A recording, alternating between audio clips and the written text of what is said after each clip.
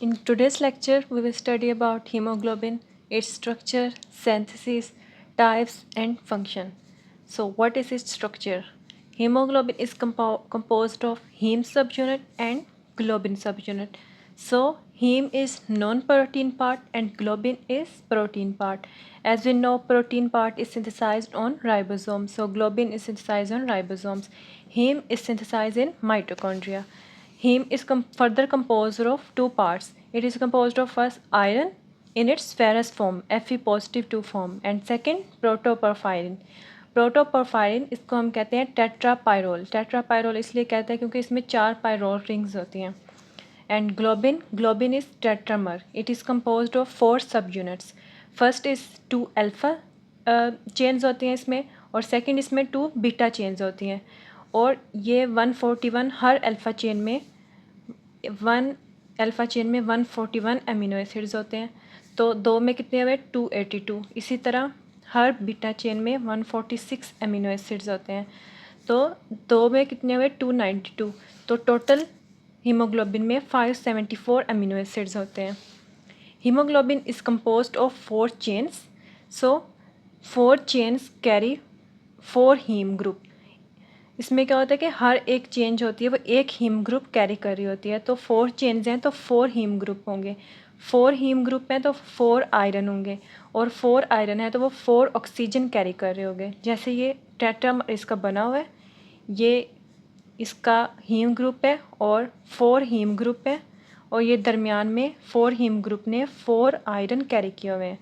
4 iron carry किए हुए हैं, तो ये 4 आयरन जो हैं 4 ही ऑक्सीजन को कैरी करेंगी. So next is structure of haem.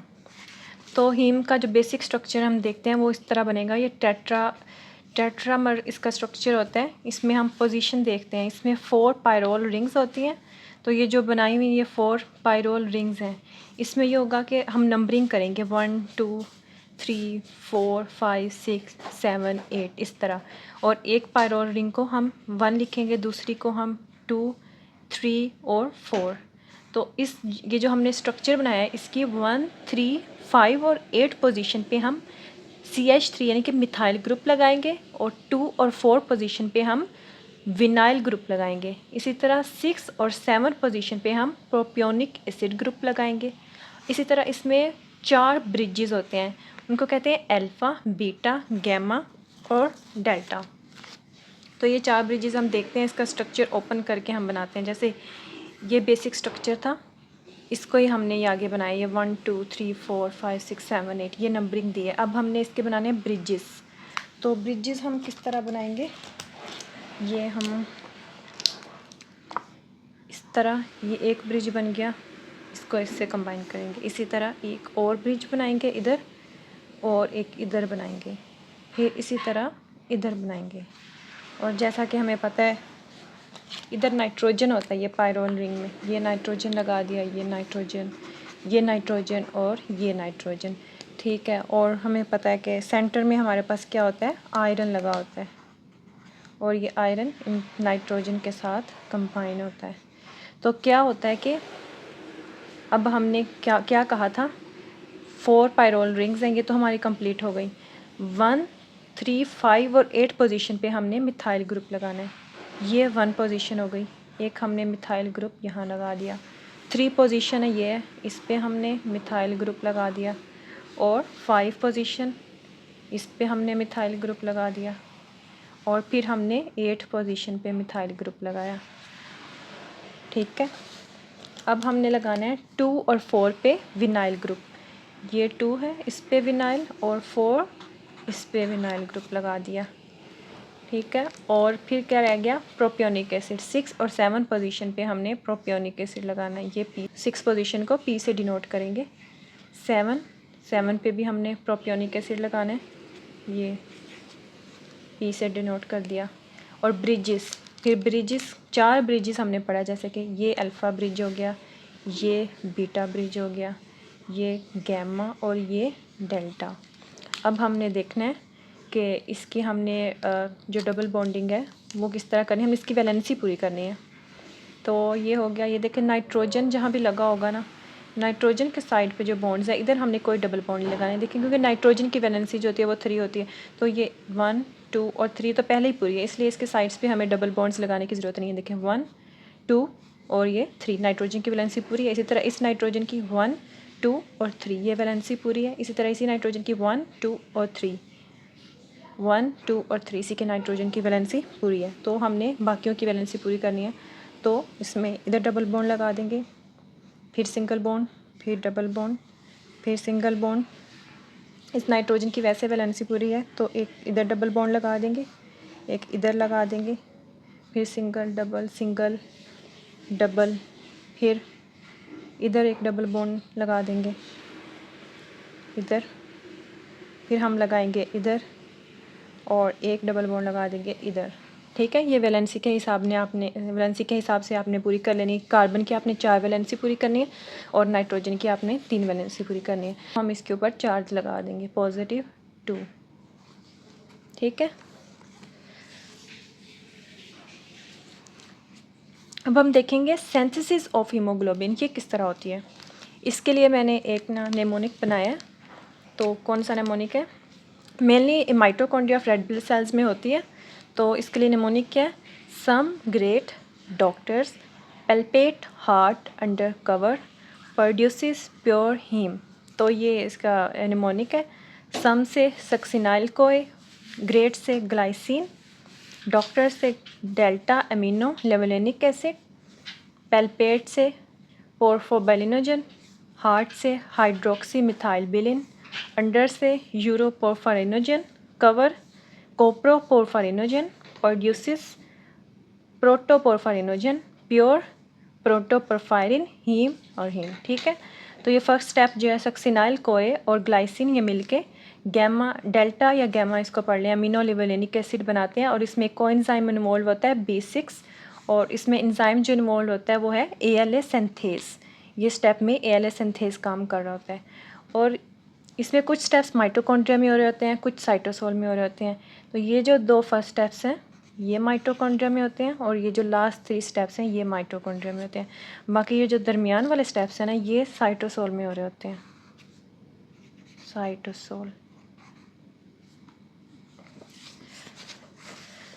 Next हम देखेंगे टाइप्स ऑफ हीमोग्लोबिन। तो बेसिकली इसकी 3 टाइप्स होती हैं, हीमोग्लोबिन A, F और हीमोग्लोबिन A2। हीमोग्लोबिन A इसमें 2 अल्फ़ा चेन्स होती हैं और 2 बीटा चेन्स होती हैं। हीमोग्लोबिन F में 2 अल्फ़ा और 2 गैमा चेन्स होती हैं। हीमोग्लोबिन A2 में 2 अल्फ़ा और 2 डेल्टा चेन्स होती हैं। तो नॉर्मल परसेंटेज जो होती है हीमोग्लोबिन A सबसे मैक्सिमम होती है, इसकी परसेंटेज होती है 96 to 98%। Haemoglobin F 0.5 to 0.8%। Haemoglobin A2 होती है 1.5 से 3.2%।